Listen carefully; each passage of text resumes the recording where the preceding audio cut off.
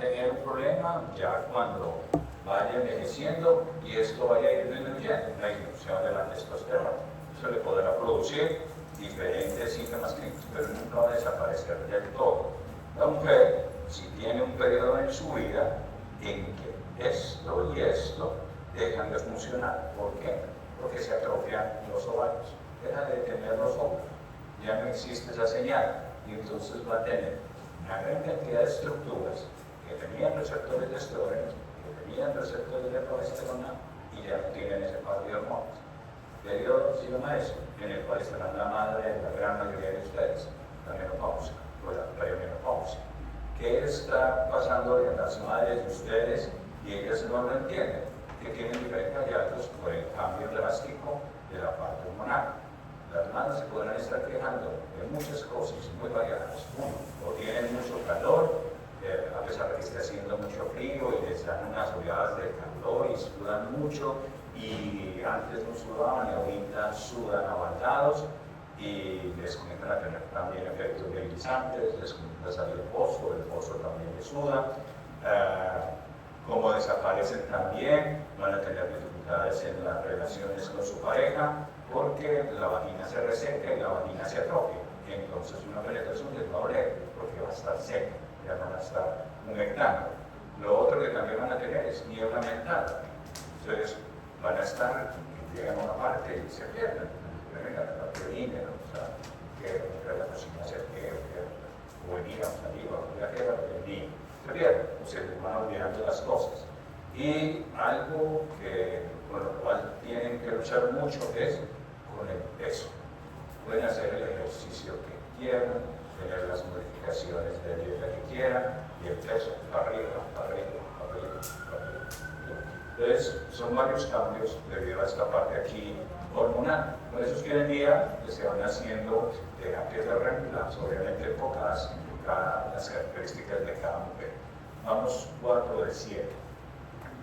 Las otras, prolactina, entonces va a servir para promover la producción de leche en las glándulas mamarias. Entonces, producción es la palabra clave acá. Entonces, van a hacer que las glándulas mamarias puedan producir leche. Y acá, esta que es la ACTH, estimula las glándulas suprarrenales, va a producir glucocorticoides, el que venga ahorita, cortisol, y este tiene que ver con la respuesta frente al estrés. Había una que era en la parte intermedia, que era la hormona estimulante de los melanocitos, que su efecto aún es desconocido, parece que tiene que ver con la actividad del cerebro, pero eso todavía falta mucho, que se como va a decir uno con certeza para qué está actuando esta sustancia de hormona estimulante de los melanocitos. Ese es el resumen de lo de adelante. Lo que ocurre en la parte posterior es que ya no se producen, sino que se acumulan. Las dos que se acumulan, oxitocina y hormona antidiurética, ADH. La oxitocina tiene que ver con hacer que el útero se contraiga durante un parto, para arrancar entonces esas contracciones y observen aquí qué es lo que dice, y ayudan a la estimulación de los pezones de las células de los mamíferos, de las células bioepiteliales de los mamíferos para causar la eyección de la leche. ¿Qué significa eso? Que la prolactina produce la leche, pero es esta de acá, la oxitocina, la que hace que la leche salga eyectada. La oxitocina no está generando leche, sino que hace o promueve la salida de la leche de la glándula mamaria. Y después tendríamos la hormona antidiurética que tiene que ver con lípidos. Todas vistas en un solo resumen, pues tendríamos hipotálamo, 2 células del hipotálamo que van a acumular un par de hormonas en la parte posterior, ADH y oxitocina.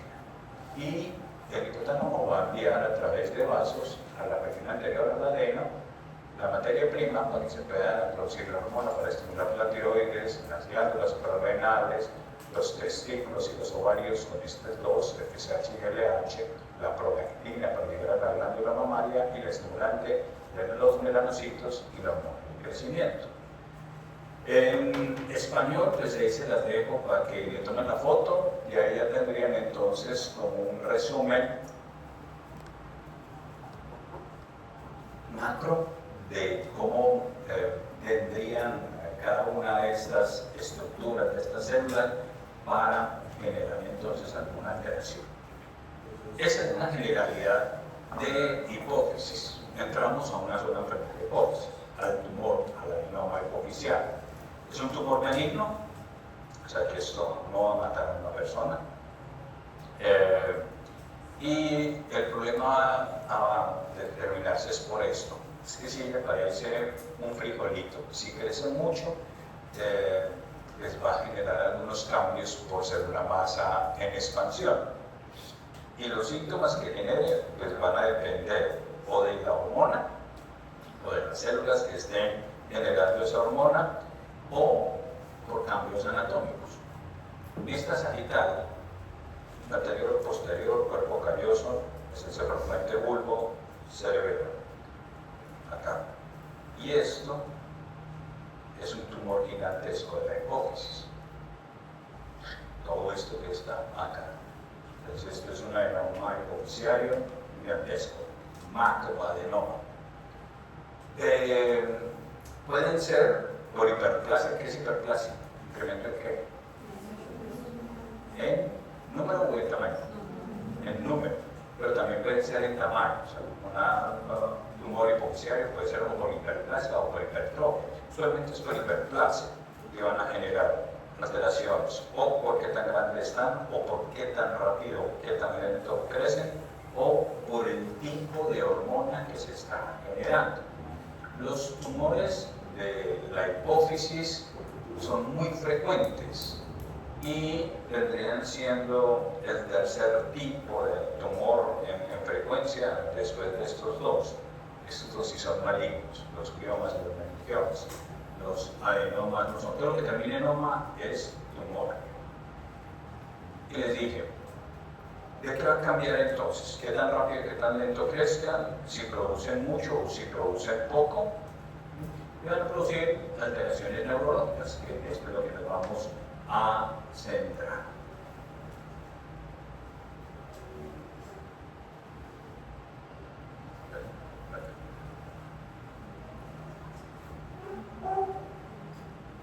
Entonces, de síntomas neurológicos, vamos a ver entonces por acá.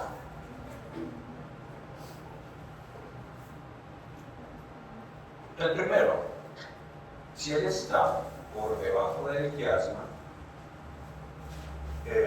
va a producir un defecto caminero, que eran estos que ustedes maqueteaban el semestre pasado.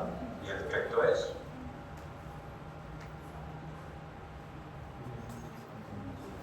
¿cuál es el defecto? Una mianopsia bitemporal. Es una mianopsia bitemporal. Entonces, ¿por qué? Porque está comprimiendo el quiasma. Y en el quiasma van las fibras nasales permiten ver el campo temporal, y lo que tendría la persona es esto. Tendría una visión de la parte interna, pero no puede ver las partes del lado.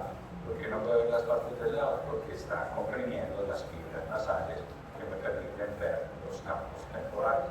Entonces lo que va a tener esta persona vendría siendo una mianopsia bitemporal.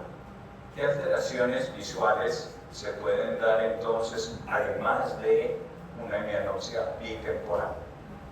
Si la compresión es hacia abajo, hacia el seno cavernoso, les dije ahorita, tres paneles, tercero, cuarto y sexto, oculomotores, o el quinto, que tiene que ver con sensibilidad de la carne.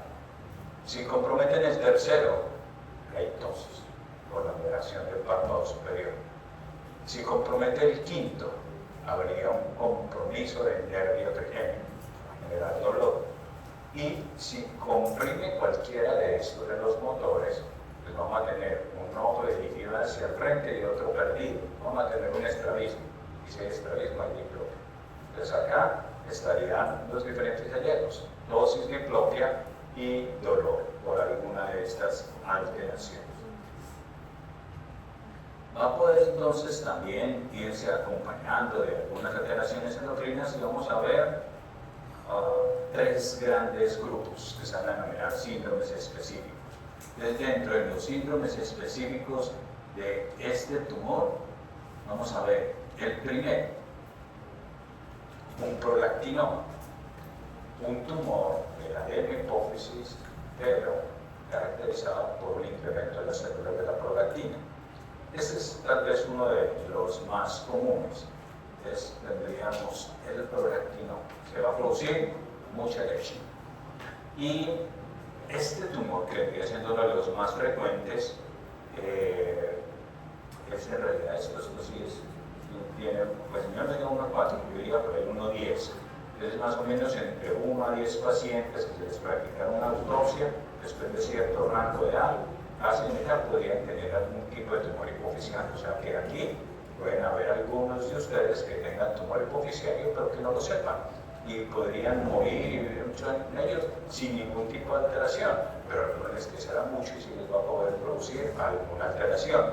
Si el tumor depende de incremento de células que producen prolactina, entonces lo que vamos a tener serían hallazgos que estén relacionados con eso. Entonces, hallazgos que estén relacionados con eso, mucha salida de leche, nombre técnico de eso, galactorrea. La galactorrea es la salida de leche. Sería una mujer que sin estar en su periodo de fecundidad, pero sin estar en la lactancia, está produciendo leche. Y si el tumor da en un hombre, también el hombre estaría con salida de leche a través de sus glándulas mamarias. ¿El hombre sería capaz de producir leche por su glándulas? Sí, los hombres tenemos glándulas mamarias, evidentemente es mucho más pequeña que la de las mujeres. Y en un evento como este, un tumor, podría un hombre estar generando entonces leche. Un tumor hipofisiario que esté aquí entonces generando este tipo de alteraciones. Van a existir en este tipo tienen muchas características, pierden la menstruación, o se les van volviendo irregulares, o tendrían menstruaciones pero no quedan en embarazo, van teniendo esa parte ahí de la alteración. Y en el hombre, pues van produciendo esto, impotencia, disminución del deseo o esterilidad. Eso es por lo hormonal, desde lo neurológico, lo que va a producir es una hemianopsia bitemporal. Si estuviera por aquí el tumor un poquito más para adelante, les produciría cuadrantanopsias, pero lo usual es que produzca una hemianopsia bitemporal. Primer grupo comprometido, las células que producen prolactina. La otra, si se produce un compromiso de células que tengan que ver con el crecimiento. Entonces, si se comprometen estas células, vamos a tener dos cosas grandes, o gigantes o acromegálicos. Diferencia entre un gigante y una acromegálico. En los dos hay un incremento de un crecimiento. Digamos con esto, un gigante es simétrico, es enorme, es grande, pero hay simetría en los diferentes elementos corporales. Esto se genera por un incremento de la hormona de crecimiento antes de que se cierre en las zonas de crecimiento, o sea, en la infancia y la adolescencia. Como no se ha cerrado, la persona puede crecer y crecer y crecer mucho, y ese crecimiento hace que ellos sean simétricos. Entonces, por acá, cuando aparecían en los circos, todo eso, toda la gente tomándose, estaban un par de gemelos, entonces cada medida cuánto, 2,30 metros, 2,30 metros, gigantes. Entonces, en el arte, este es un cuadro de gigantismo de Patú, y observe el gigante que aparece en el centro y pues la gente como vendría haciendo el tamaño, entonces aquí hacia los lados de todo lo que está ahí acá. Ahorita que estaban entonces en Semana Santa, algunos de ustedes estaban orando. Dentro de la historia de la Biblia se habla de un gigante, y ese gigante fue derrotado por alguien chiquitico, David Goliat. Entonces aquí este cuadro, que es un cuadro de uno de los mejores pintores que hace los efectos de contraluz que hacía Caravaggio. Entonces Caravaggio en este cuadro está pintando a David derrotando entonces a Goliat. Historias que han estudiado todos los negros por acá, desde el punto de vista hipotético, porque realmente nada de eso se puede confirmar. Si Goliat era un gigante, era porque tenía un tumor que producía un exceso de hormona de crecimiento y por eso era su tamaño. Si tenía un tumor Goliat, ¿qué defecto campinético podía tener Goliat? Si hay un tumor hipoficial, una no sé qué, bitemporal. Entonces, lo que dicen es que de pronto David simplemente le disparó la onda por el lado que él no veía, porque era, y por eso le fue tan fácil. Entonces, pegarle y ya derrotar. Entonces, este es gigantísimo. El récord de lo que llevamos como humanos documentado es este. Robert Wadlow llegó a medir 2,72 metros, a pesar 222 kilogramos, y el padre de él medía 1,80 metros, pero ahí está el papá, y obviamente ahí está pues, también el hijo. Y tendríamos el periodo en el cual vivió. Evidentemente, pues, no había zapatos, tenía que mandar a hacer los zapatos a su medida. Cuando falleció no había cajón para su medida, entonces todo tuvo que haber sido ahí reforzado. Gigante. Si la persona ya es un adulto, ya cerró las zonas de crecimiento y tiene un tumor que produce mucha hormona de crecimiento, entonces se van a volver más grandes algunas zonas, pero no todas las zonas. Y es eso lo que se denomina acromegalia. El ejemplo clásico de acromegalia, un francés, Louis Piret, entre 1903 y 1954 vivió. La madre le había dado el apodo de ángel, era un tipo bastante inteligente, pero por su aspecto le hacía muy climatoneo y al final él terminó metido con el mundo de la lucha. ¿Ustedes saben parecido o no? ¿A alguien del cine o no?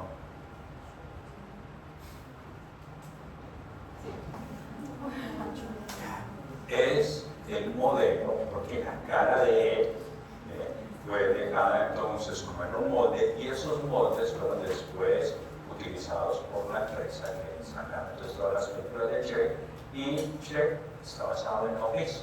Vendría siendo acá un ejemplo claro de alguien que tiene acromegalia. Entonces ya ven ustedes la forma de la mandíbula, son de mandíbulas prominentes, y además algo, las manos son muy grandes, los pies son muy grandes, la cabeza es muy grande. Entonces, esa es la gran diferencia con los gigantes. Los gigantes son simétricos, los acromegálicos son asimétricos, tienen algunos segmentos más grandes y otros no. Y acá tendríamos el cómic. No, esto es un gigante, pero estaría en gente chiquitica, y aquí, por eso lo muestran aquí más joven, porque es un crecimiento lineal, anormal, y esto fue antes de que se cerraran las zonas de crecimiento. Y en cambio, el acromegálico sigue siendo grande, pero no todas las porciones. Y aquí vamos a ver a alguien que es adulto, o en la mandíbula y en la cara, o en las extremidades, o en los miembros inferiores, y se debe a eso, a un exceso de hormonas del crecimiento. Si estamos en el otro punto, pues ya lo que tendríamos vendría siendo los enanos.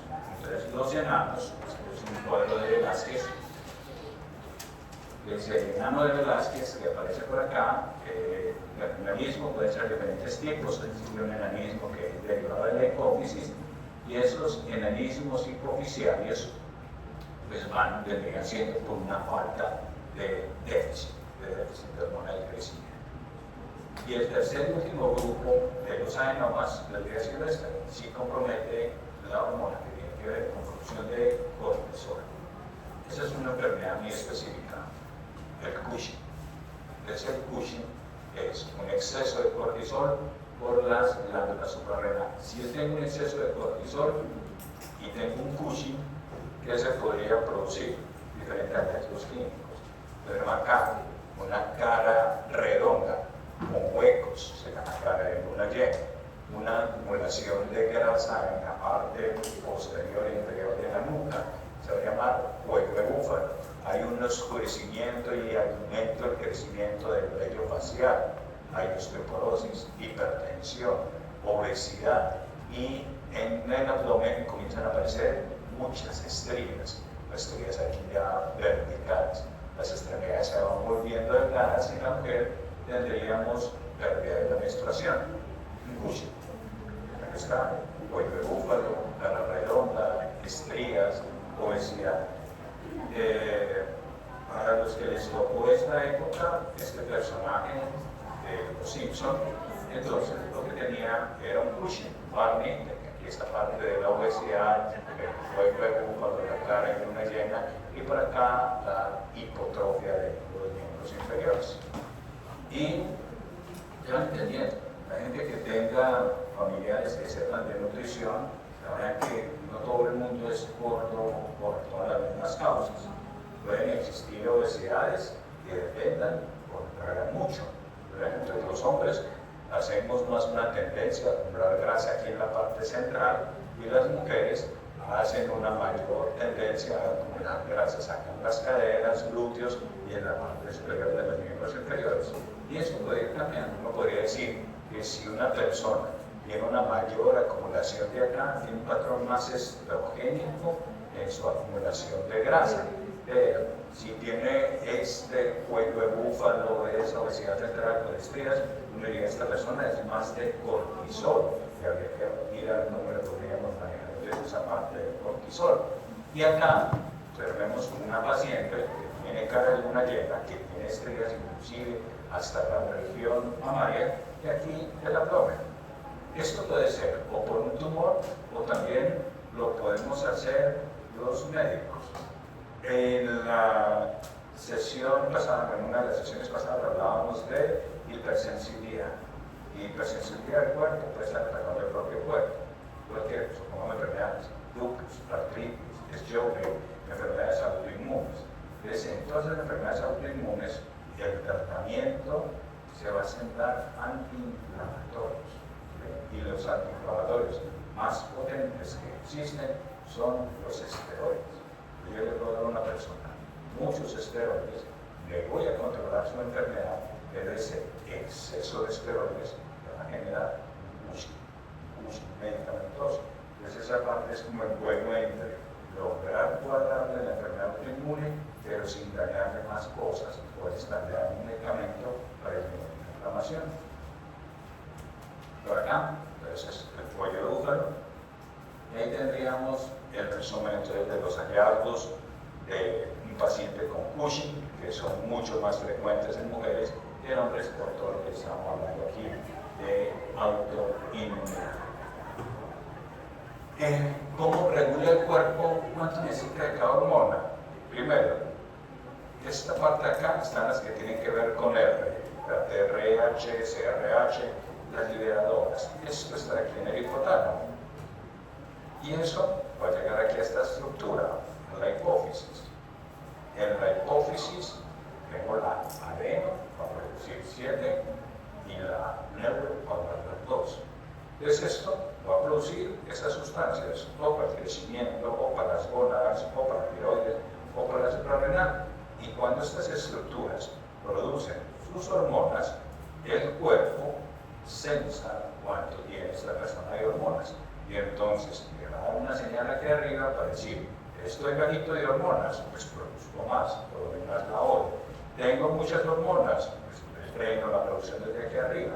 Y esto es lo que se denomina un feedback, una retroalimentación, y así es como el cuerpo logra controlar los efectos de cada una de estas hormonas. Le dejo ahí la imagen, resumen, la infografía de para qué va a ir sirviendo en líneas muy generales cada una de estas hormonas. Vamos a hacer un receso y retornamos.